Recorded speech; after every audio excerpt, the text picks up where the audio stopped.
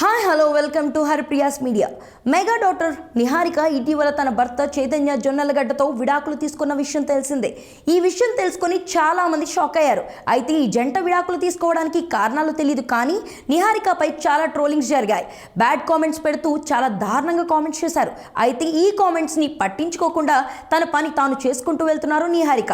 ఇక తాజాగా ఆమె ఒక ఇంటర్వ్యూలో పాల్గొన్నారు. ఇందులో భాగంగా తన వివాహ జీవితం విడాకుల గురించి ఆసక్తికర కామెంట్లు చేశారు. ప్రస్తుతం ఆ ఇంటర్వ్యూ వైరల్ అవుతున్న వేళ ఆ ఇంటర్వ్యూపై ఘాటుగా స్పందించారు చైతన్య జొన్నలగడ్డ.